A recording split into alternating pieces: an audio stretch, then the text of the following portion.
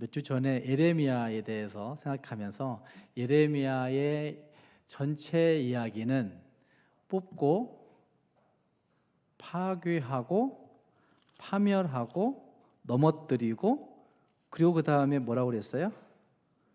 뽑고 파괴하고 파멸하며 넘어뜨리고 그 다음 건설하고 심게 하시는 하나님의 은혜, 하나님의 말씀이 예레미야서 전체에 있는 것이다.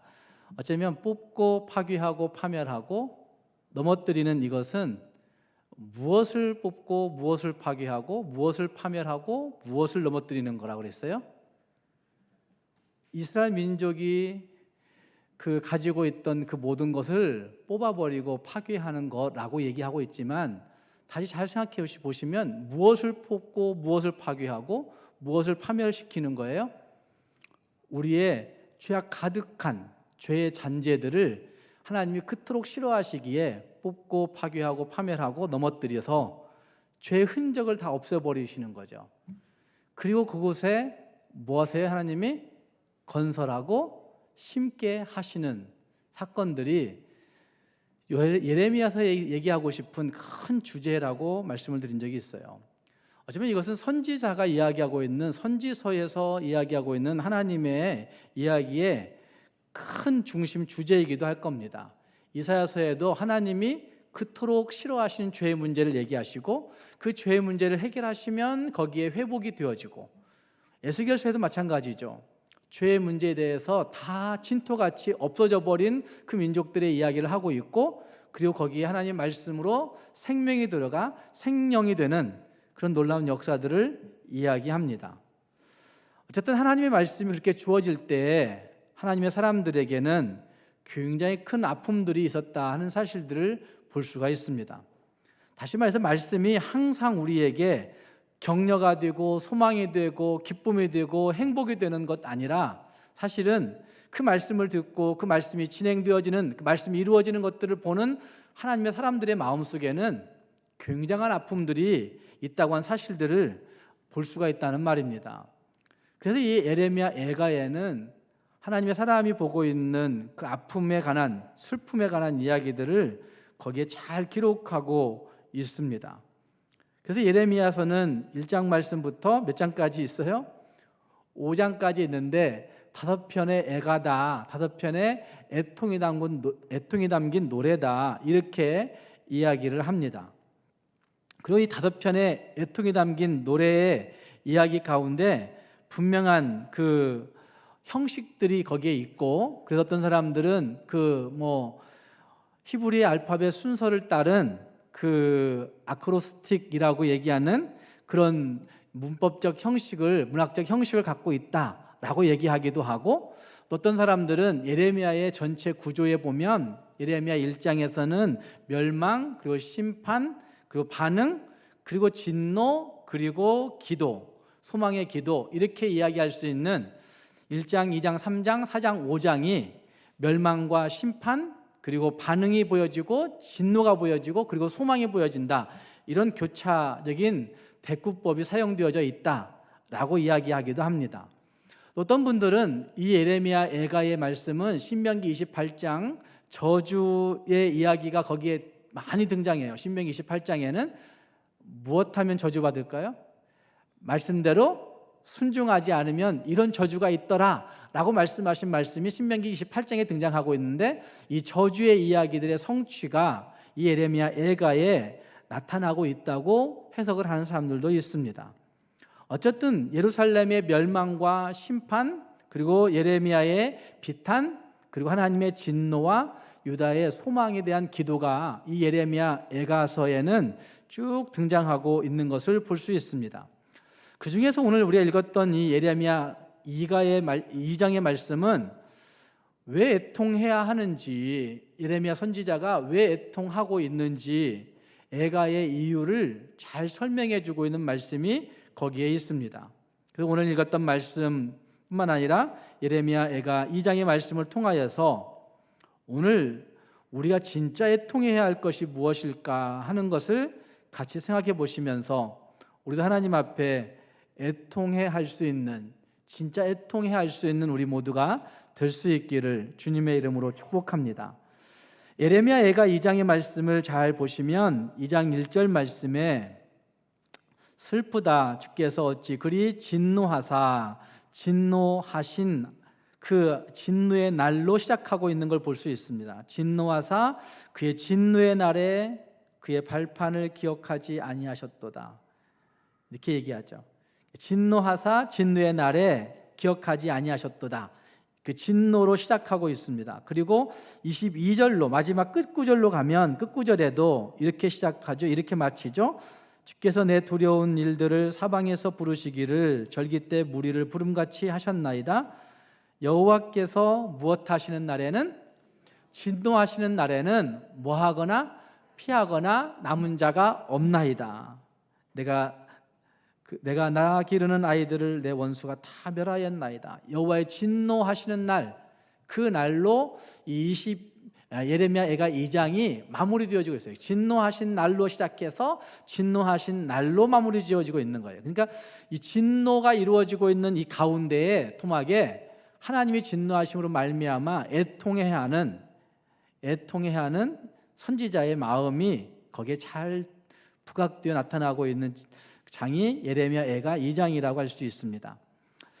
우리는 왜 애통해야 될까? 여러분은 왜 아파하십니까? 왜 슬퍼하십니까?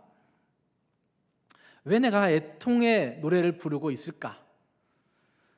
어쩌면 이 예레미야 애가 2장을 읽어보면 진짜 우리가 진짜 슬퍼하고 애통해야 될 이유를 잘 말씀해 줍니다. 가장 크게는 그 고통을 주시는 분이 여호와 하나님이시기 때문에 하나님 앞에 애통해야 된다는 사실을 말씀합니다. 읽었던 말씀 1절 말씀부터 13절 말씀까지 쭉 읽다 보시면 거기에 반복되는 그 단어들이 있습니다. 반복되는 단어를 한번 찾아보세요. 2장 1절 말씀에 슬프다, 주께서 어찌 그리 진노하셨습니까? 진노하셔서 왜 이렇게 다 기억하지 않고 던지셨습니까? 이런 얘기하죠. 2절로 가면 2절 말씀에 또 뭐라고 말씀하십니까? 주께서 야곱의 모든 거처들을 삼키시고, 누가 삼키신 거예요? 주께서 삼키셨다, 이렇게 말씀하고 있습니다. 또 그 다음 5절 말씀에 가서 보시면 5절 말씀에도 어떻게 해요? 주께서 원수같이 되어 이스라엘을 어떻게 했어요? 삼키셨고 이렇게 무너뜨리시고, 이렇게 얘기해요. 6절 말씀에도 뭐라고 얘기합니까? 주께서 그의 초막을 동산에서 헐어버리시며 폐하셨도다. 그 다음 말씀에 또 뭐라고 얘기해요? 여호와께서 잊어버리게 하시고 멸시하셨도다. 7절 말씀에서는 뭐라고 얘기해요? 여호와께서 제단을 버리시며 성소를 미워하시며. 8절 말씀에서 뭐라고 얘기해요? 여호와께서 시온의 성벽을 헐기로 결심하시고 라고 말씀하고 있어요. 누가 하시는 거예요? 그러니까 여호와께서, 그 주님께서 이스라엘 민족들을 헐어버리시고 삼켜버리시고 기억하지 아니하시고, 이런 말씀이 계속 등장하고 있는 겁니다. 그러니까 1절 말씀부터 등장하고 있는 말씀들, 앞구절들을 읽어보면 그 고통 가운데, 애통할 수밖에 없는 그 현장 가운데 주인공은 누가 되어서? 여호와 하나님이 되어서 우리에게 고통 주시고 우리를 힘들게 하시고 우리를 삼켜버리시고 우리를 멸하시고 우리를 파괴하시고 파멸하시는 그 일들이 거기에 등장하고 있다는 말입니다. 슬프다라고 외치고 있는 1절 말씀처럼 선지자가 슬픔을 가지고 있는데 슬픔을 가누지 못하고 있는 것인데, 그 슬픔의 감정이 누구 때문인가, 무엇 때문인가라고 얘기한다면 하나님께서 진노하셨기 때문에, 고통을 주신 분이 여호와이시기 때문에 라고 그렇게 이야기할 수 있다는 말입니다. 저는 이렇게 생각해 봤습니다. 특히나 2장 1절 말씀 보시면 그 말씀에 쭉 읽어보면 던지셨으며 그 진노의 날에 무엇을 기억하지 아니하셨어요?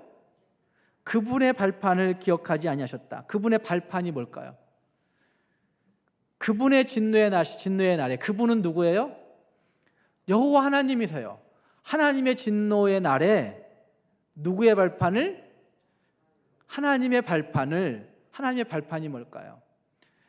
왜 발판이라고 번역했을까? 제가 오늘도 오후에 들어오기 전에 많이 고민했어요. 왜 발판이라고 했지? 왜 이 말을 발판이라고 번역했을까? 개역 성경에서는 발등상, 하나님의 발등상을 기억하지 아니하셨다, 이렇게 번역하고 있어요. 거의 모든 번역 성경들이 발판이라고 번역하고 있어요. 왜 하나님이 하나님의 발판을 기억하지 아니하실까요? 하나님의 발판은 뭘 얘기할까요? 새번역 성경에서는 그걸 주의 성전이라고 번역했어요. 주의 성전을 기억하지 아니하셨다, 이렇게 번역했어요. 주님께서 성전조차도 기억하지 않으시다니 너무 슬프다, 이렇게 외치고 있는 것으로 번역했어요. 그의 발판이라고 번역된 이 발판은 사실은 하나님의 발등상, 하나님의 발을 의미하고 있긴 하지만 사실은 발판으로 번역하기에는 조금 더 의미가 너무 협소해서 다시 번역을 잘 해본다면 주님의 성전이라고 얘기하는 게 맞아요. 주님이 거하시는 곳, 하나님이 거하시는 곳, 그 성전을 기억하고 싶지 않다는 얘기예요. 왜 그럴까요? 성전에 모여진 많은 하나님의 백성들이 성전됨의 모습을 가지고 살지 않기 때문에 하나님이 하나님의 성전을 기억하지 않겠다라고 말씀하시는 말씀이 그 2장 1절의 말씀에 등장하고 있는 겁니다. 그러니까 우리에게 고통을 주시는 하나님이 계시는데 하나님이 어느 정도 우리에게 고통을 주시느냐? 하나님의 성전조차도 기억하지 아니하시기에 하나님, 나는 너무나 슬픕니다 라고 그렇게 외치고 있는 말이 여기 2장에 등장하고 있다는 말입니다. 하나님이 우리에게 고통을 주실 때 어떤 일들이 벌어지는가를 2장 2절 이하에는 잘 표현하고 있는데 2장 2절 말씀부터 5절 말씀까지에는 그 민족 안에 있는 모든 것들이 파괴되었음에 대해서 이야기해요. 삼키시고, 야곱의 모든 거처들을 삼키시고, 그리고 허물로 땅에 엎어버리시고, 그리고 3절 말씀으로 가면 모든 뿔을, 권세자들의 모든 뿔을 다 어떻게 하셨어요? 잘라버리셨다는, 잘라버리셨다. 그리고 그 말씀 또 뒤로 가보셔서 보시면 불살라버리세요. 그리고 4절 말씀에서는 그 시온의 장막, 그들이 신뢰하고 있는 그 예루살렘 시온의 장막 가운데 하나님이 진노를 불처럼 쏟아버리셨다, 이렇게 말씀하고 계세요. 5절 말씀에서도 그런 말씀하시죠. 삼키셨고 무너뜨리셨다 라는 표현들이 거기 등장합니다. 그러니까 하나님께서 이스라엘 민족이 거하고 있는 모든 거처를 다 파괴해버리신 모습을 이렇게 이야기하고 있는 거죠. 저는 여기에서 가장 또 마음속에 와닿는 구절은 모든 뿔을 자르셨다 하는 말씀이에요. 거처를 무너뜨리시는 것도 중요한데 이스라엘 민족이 가지고 있던, 어쩌면 종교적 지도자들과 그 민족의 지도자들이 가지고 있던, 정치 지도자들이 가지고 있던 그 뿔들을, 권세들을 하나님이 다 잘라버리셨다. 왕권의 권위와 자랑을, 인간이 가지고 있는 권위와 자랑을 하나님이 다 잘라버리셨다 라고 표현하고 있는 그 표현이 거기에 등장합니다. 또 한 가지의 이미지는 거기 읽었던 말씀 3절 말씀과 그리고 2절 말씀을 보시면 거기에 이런 표현이 있어요. 3절 말씀에는 맹렬한 진노로 이스라엘의 모든 뿔을 자르셨으며 원수 앞에서 무엇을 거두어 들이셨다고 얘기해요? 그분의 오른손을, 그분은 누구예요? 하나님이에요. 하나님의 오른손을 거두어 가신 것이 가장 큰 절망이에요. 하나님의 오른손은 도움의 손길이었어요. 하나님의 오른손은 그들을 붙드심의 손길이었어요. 하나님의 오른손은 그들을 치유하시는 손길이었어요. 그런데 이스라엘 민족에게 하나님의 오른손을 거두어 가버리신 거예요. 더 이상 하나님의 오른손이 그들에게 보호해 주시지 않고, 힘을 주시지 않고, 회복시켜 주시지 아니하시고 그러시겠다라고 하는 수동적인 의미를 하나님이 표현해 놓고 있는 것이죠. 그리고 또 한 가지, 세 번째 이미지의 비유는 맹렬한 불의 이야기예요. 2절 말씀에 이미 말씀드린 대로 거기 보면 그 견고한 성체들을 허물어 땅에 엎으시고 나라와 그 지도자들을 욕되게 하셨다라고 얘기하는데 3절에 등장해요. 맹렬한 불이 사방으로 불사람같이 야곱을 불살랐다. 맹렬한 불이라고 하는 이미지가 거기 등장합니다. 여러분, 이스라엘 민족들에게 이 어떤 불의 모습으로 그 상징되어지는 것은 하나님의 임재하심의 상징이었어요. 하나님의 임재하심의 상징. 모세가 하나님의 부름 받을 때 나타났던 그 이미지도 그 보여진 실제 불타는 것이었을까요? 실제 불은 타지 않았는데 그러나 분명히 타고 있었어요. 어디에? 가시떨기 나무에.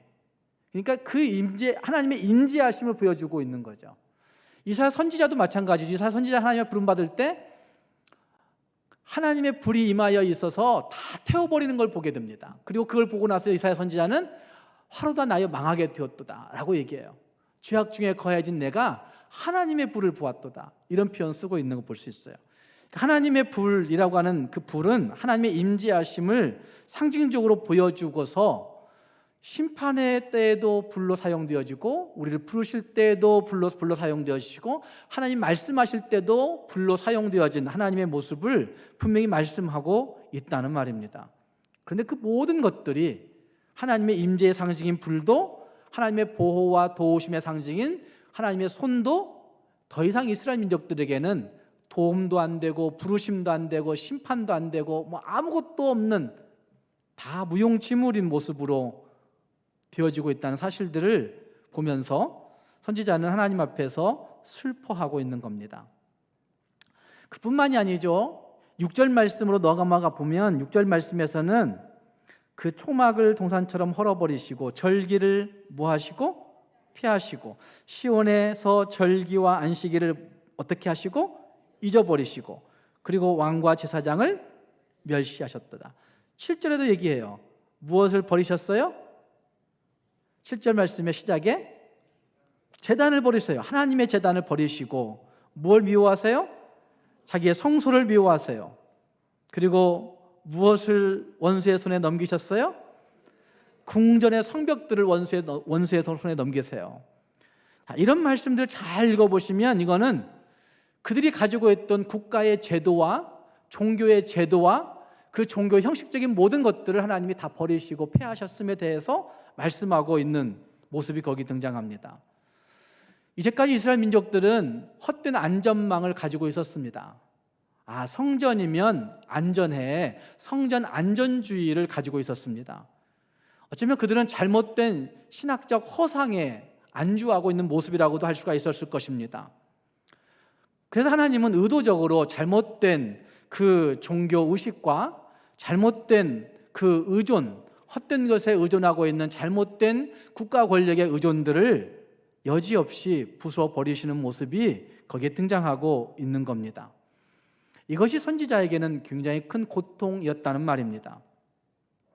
그래서 8절 말씀부터 10절 말씀까지에서는 그 성벽 안에, 성전 안에 거하던 모든 사람들이 고통하고 있는 모습으로 거기 이야기하고 있는 모습들도 볼 수가 있습니다. 그래서 거기 이런 말들이 있습니다. 10절 말씀에 딸 시온의 장로들이 땅에 앉아 잠잠하고 티끌을 머리에 덮어쓰고 굵은 배를 허리에 둘렀고 애통해하는 거죠. 11절 말씀에는 누구의 눈에? 선지자 예레미야의 눈에 눈이 눈물에 상하며 예레미야 선지자의 창자가 끊어지며 내 간이 땅에 쏟아졌으니, 눈물에 상하고 창자가 끊어지고 내 간이 땅에 쏟아졌다, 이 표현을 우리나라 말로, 우리가 쓰는 발로 애간장이 녹아진 거예요. 애간장이 녹아진 거예요. 딱 맞는 표현이에요. 선지자의 마음이 애간장에 녹아질 정도로 하나님이 그 민족을 버리셨다고 노래하는 말이 11절에 등장하고 있는 겁니다. 시온에 있는 모든 자들이 그 고통 가운데 거하여 있는 그런 모습을 말하고 있는 겁니다. 그래서 선지자는 애가를 부르고 있는 겁니다. 하나님이 이렇게 우리 민족을 벌하시다니, 이 고통을 주신 여호와 그분이 우리를 그렇게 버리시다니, 이러면서 애통해하고 있는 노래가 거기에 있다는 말입니다. 우리는 무엇 때문에 애통해 하고 계십니까? 지금 하나님 때문에 애통해 할 수 있는 우리가 되어야 됩니다. 경제가 어려워지고 국가적 위기 가운데 처하여 있고 또 세계의 많은 나라들의 전쟁이 끊이지 않고 있고 그리고 아직도 지진 때문에 고통하고 있는 민족이 있고 그리고 우리는 지금도 그 방사성 핵 폐기물이 다 쏟아져 가지고 우리 식탁에 물고기 못 먹을까 봐 애통해하는 일들이 있습니다. 진짜 애통해야 할 것이 무엇일까? 한번 생각해 볼 수 있기를 바랍니다. 11절 말씀부터 13절 말씀을 잘 보시면 거기에는 그 선지자가 자기를 표현하고 있는 말이 참 많이 등장합니다. 내 눈이 눈물에 상하고 내 창자가 끊어지고 내 간이 땅에서 이렇게 얘기하고 내 백성이 패망하여 어린 자녀와 젖먹는 아이들이 성읍 길거리에서 기절했다. 내 백성, 내 자녀, 내 가족 이런 표현을 쓰고 있어요. 실제 내 가족이었을까요? 실제 내 백성이었을까요? 실제 내 어린 자녀가 그랬을까요? 그렇지 않아요. 예레미야가 거의 독신처럼 보이니까. 그러나 그가 내 자녀, 내 백성 이렇게 표현하고 있는 이것은 자기 마음의 고통이 너무 크다는 얘기를 하고 있는 겁니다. 어쩌면 하나님 앞에서 그 모든 되어진 그 이스라엘 민족 예루살렘에 있었던 일들을 자기 마음의 고통으로 가져오고 있는 거예요. 감정이입이라고 표현하잖아요. 저기에 있는 그 고통을 내 마음이 그대로 받아가지고 감정을 이입해서 함께 아파하고 있는 모습을 거기에 보여주고 있는 겁니다. 12절 말씀 같이 한번 읽어보십시다. 12절 말씀 그들이 성읍 길거리에서 상한 자처럼 기절하여 그의 어머니들의 품에서 혼이 떠날 때에 어머니들에게 이르기를 곡식과 포도주가 어디 있느냐 하도다.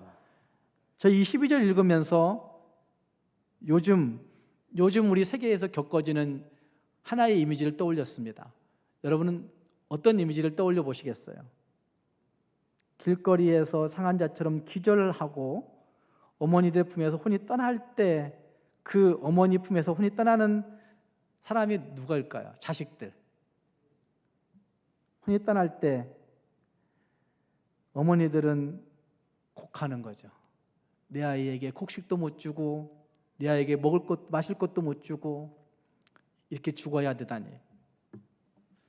지난 2월 10일 날 있었던 제가 기사를 검색하다 보니까 그 이미지가 떠올라서 검색하다 보니까 2월 10일에 안타키아 지진 후에 90시간 만에 구출된 엄마하고 아이가 있어요. 생후 10일. 처음에는 그 아이에 대해서 얼마 된지 모르는 아이 이렇게 얘기했어요. 보도했었어요. 그러나 조금 더 지나가지 나온 보도들을 보면 생후 10일 만에 구출된 아이, 엄마 품에서 가지고 엄마와 함께 구출돼 가지고 그 엄마와 함께 살아난 그 엄마와 아이가 있었어요.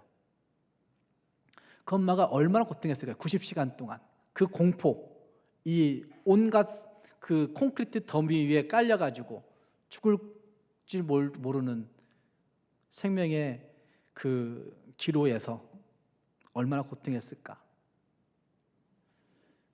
젖은 제대로 나왔을까요? 그러지 않았을 거예요. 그런 모습이 여기 12절에 등장하고 있는 겁니다. 그러니까 이 예레미야 선지자가 그와 같이 고통하고 있는 겁니다. 그와 같이. 이 말은 하나님의 사람들이 세상을 향하여서 보는 감정들이 이래야 된다고 하는 사실들을 알려주고 있어요. 우리는 내 가족만, 내 아이만 괜찮으면 다 괜찮아요. 그러나 하나님의 사람들이라고 한다면 세상 가운데 되어지는 많은 일들을 보면서 내 감정을 그곳에 이입하여서 함께 기도할 수 있는 마음이 있어야 된다니까요. 저 이제 그 얘기 했잖아요. 선교사님이 요즘 한국 차들은 어디 가든지 정말 랭킹 안에 들어가잖아요. 그런데 지금 현재 그 미국에서 현대자동차가 그렇게 랭킹 안에 돌아가요. 안전한 차, 뭐 이런 얘기를. 그런데 그 선교사님 어머니가 그렇게 얘기하는 거예요. 현대자동차는 내 덕인 줄 알아야 된다고 이렇게 얘기해요. 무슨 얘기인지 아세요? 그 어머니가 수십 년 전에 미국 이민 가가지고 그 아이 딸아이 하나 키우면서 선교사님이 여자 선교사님이었어요. 그 선교사님은 그 아프간에 나온 그 난민들 아이들 돌보는 사역을 하고 있는데 그 엄마가 얘기하는 거예요. 수십 년 전에 이민 와가지고 한국 알아주지도 않는 한국 땅 끌어안고 얼마나 기도했는지 모른다고. 그러면서 기도할 때 다른 건 몰라도 하나님, 우리 현대자동차를 하나님 세계적인 기업으로 키워주세요. 이렇게 기도했다는 거예요. 세계적인 기업으로. 왜 그랬어요? 예수 믿기 때문에 아니에요. 현대자동차 예수 안 믿잖아요. 그나마 좀 예수 흉내 내나요? 기업들 중에서? 그런데 그 어머니가 그렇게 기도하는 거죠. 그렇게 자기 딸 위해서 기도하는 것과 같이 하나님, 한국을 좀 세워주세요. 하나님, 한국에 있는 기업을 하나님이 좀 세계 속에 으뜸나게 해주세요. 이렇게 기도하는 겁니다. 어쩌면 하나님의 사람들이 세상에 있는 많은 일들을 보면서 내 믿음의 감정을 그곳에 이입시켜가지고 그들을 끌어안고 기도해야 할 이유가 거기에 있다는 말입니다. 그리고 14절 말씀부터 17절 말씀을 보시면 다시 선지자가 정신 차려요. 그리고 우리가 하나님 말씀을 존중하지 않았기 때문에 이런 일이 벌어졌구나 라고 얘기하며 탄식해요. 이런 말이 거의 14절 말씀부터 17절 말씀까지에 등장하고 있습니다. 14절 말씀만 읽어보면, 내 선지자들이 내게 대하여 헛되고 어리석은 묵시를 보았으므로 너의 죄악을 드러내어서 내가 사로잡힌 것을 돌이키지 못하였도다. 그들이 거짓 경고와 미혹하게 할 것만 보았도다. 하나님의 말씀을 존중하지 아니한 거짓 선지자들의 그것들 때문에 우리가 이렇게 당했구나 라고 이야기하며 하나님 앞에 탄식하고 있다는 말입니다. 그리고 18절 말씀부터 22절 말씀까지에서는 하나님께 다시 원망의 탄식이 좀 등장하고 있는 모습도 등장하고 있습니다. 무너져서 하나님 너무 괴롭다는 표현들을 쓰고 있어요. 어쩌면 하나님 앞에 왜 무너졌을까 이렇게 생각하다가 하나님 정말 너무 고통스러워요, 원망하고 있는 모습. 18절 말씀에 이런 말씀하죠. 딸 시온의 성벽아, 너는 밤낮으로 눈물을 강처럼 흘릴지어다. 스스로 쉬지 말고 내 눈동자를 쉬게 하지 말지어다. 이러면서 하나님 앞에 강같이 자기 감정을 쏟아내 놓으며 토하고 있는 모습이 거기에 나타나고 있는 것입니다. 사랑하는 여러분 무엇을 위해서 애통해 하십니까? 무엇을 위해서 애가의 노래를 부르고 싶으십니까?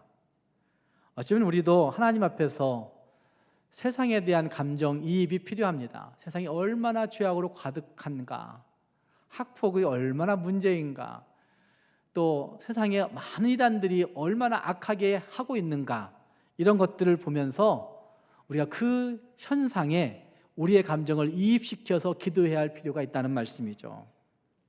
어쩌면 그렇게 이입시킬 때 하나님 앞에 좀 솔직하게 하나님 앞에 내어놓고 기도할 수 있는 모습이 우리에게 또 있어야 됩니다. 또 한 가지 감정이입이 필요한 곳은 하나님의 마음에 우리의 감정을 이입시켜야 됩니다. 하나님의 마음에. 그래서 세상의 감정이입만 시키면 하나님을 원망하고 탄식할 일들만 생겨요. 그러나 세상에 되어진 일들을 보면서 하나님의 마음으로 우리의 감정을 이입시키면, 하나님의 마음으로 우리의 감정을 이입시키면 하나님의 마음이 느껴지고 하나님의 탄식이 들려지고 하나님의 말씀이 내게 와 닿아질 수가 있는 것이죠. 그래서 분노하다가도, 불평하고 화나고 있다가도 하나님의 마음으로 내 감정을 이입시키면 거기에 다시 주님의 날이 아직 끝나지 않았구나 라는 안도감도 들기도 하고, 또 거기에 다시 하나님이라면 다시 회복도 시키실 거야 라고 하는 자신감 있는 믿음이 생기기도 하고, 그래서 이 감정이입이 두 가지 차원에서 이루어진다는 거죠. 세상을 향하여 감정이입하지만 다시 하나님의 마음으로 내 감정을 이입시켜서 세상을 향한 탄식 가운데 하나님의 뜻을 바라볼 수 있는 모습이 우리에게 있어야 되는 것입니다. 그리고 더 중요한 문제는 선지서를 읽으면서 하나님의 말씀 위에 서야 된다는 겁니다. 거짓 선지자들의 헛된 이야기들에 우리 마음이 미혹되는 일들이 너무나 많이 있는데, 거기에 미혹되어진 일들을 어쩌면 디모데후서에서는 자기의 사욕을 좇을 스승을 많이 둔다, 이런 표현 쓰고 있는 거 아세요? 자기 사욕을 쫓을 스승을 많이 두는 이 말세가 이런 모습이에요. 그러니까 세상에 되어지는 많은 거짓 선지자들, 거짓 그 이단들의 이야기에 귀 기울이는 이유는 내 욕심에 치우쳐서 내 사욕을 쫓을 스승을 두는 거예요. 교회 안에도 여러 가지 부류의 사람들이 많이 있습니다. 그런데 내가 그 어떤 진짜 진리를 쫓아가지 아니고 다른 거 쫓아가는 이유는 내 사욕에 치우치기 때문에 일어난 일들이 많습니다. 그런 것들을 버리고 진짜 주의 말씀의 진리 위에 굳게 서는 우리들이 되어야 된다는 말입니다. 그래야만이 정말 하나님의 마음을 가지고 세상을 볼 수 있고, 하나님의 마음을 가지고 나를 볼 수 있고, 하나님의 마음을 가지고 가정을 볼 수 있고, 하나님의 마음을 가지고 진짜 구해야 할 것들을 구할 수 있기 때문에 진짜 우리는 선지서를 읽고 또 말씀을 읽을 때마다 내 마음은 무엇에 감정이입되어 있는가, 그리고 무엇에 서 있는가 하는 것들을 물어보아야 되는 것입니다.